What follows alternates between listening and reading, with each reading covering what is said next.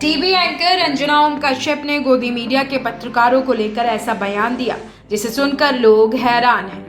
एक कार्यक्रम में अंजना ओम कश्यप ने आखिरकार ये स्वीकार कर लिया है कि कुछ टीवी पत्रकार सरकार के सामने नतमस्तक होते होते रेंगने लगे हैं। अंजना ने ऐसा क्यों कहा और इसकी वजह क्या हो सकती है, ये भी हम आपको बताएंगे, लेकिन उससे पहले अंजना ओम कश्यप का बयान सुन लेते हैं कि आखिरकार उन्होंने अपने बयान में कहा क्या है। मैं इस बात को स्वीकारती हूं कि कुछ जर्नलिस्ट्स ने इररिपेयरेबल डैमेज किया है अपने तौर तरीकों से। झुकते झुकते वो रेंगते हुए नजर आए, लेकिन इसके बावजूद मुझे लगता है कि आम लोग और टेलीविजन या प्रिंट मीडिया का जो आज भी महत्व है वो इतना इंपॉर्टेंट है। और इसीलिए मैं कह रही हूं कि आप लोग यहां पर हैं, मौसम खराब है, पेटी बांध के रहिए, लेकिन टिके रहिए। वरिष्ठ पत्रकार गोविंद प्रताप सिंह ने यह बयान अपने ट्विटर हैंडल पर शेयर किया है। इतना ही नहीं, पत्रकार गोविंद सिंह ने यह सवाल भी उठाया है कि आखिरकार अंजना ये जो कह रही हैं वो किसके बारे में कह रही हैं। अपने बयान में अंजना ओम कश्यप ने कहा कि मौसम खराब है, पेटी बांध ले और टिके रहिए। अंजना ने ये संदेश टीवी जर्नलिस्टों को दिया है। अब सवाल ये भी है कि अंजना ने किसके बारे में कहा है कि वो झुकते झुकते रेंगने लगे हैं। क्या जाने माने पत्रकार सुधीर चौधरी की तरफ उनका इशारा था? क्योंकि जिस तरह से उनको स्मृति ईरानी के साथ देखा गया, उसी को लेकर ये तंज हो सकता है।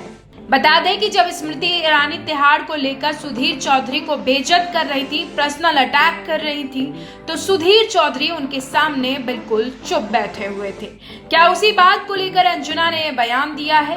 ये भी कहा जा रहा है कि आज तक में जब से सुधीर चौधरी आए हैं तो अंजना की जो धाक थी आज तक में वो कम हो गई है। इसी का खुन्नस निकालने के लिए अंजना ने ये बयान दिया है।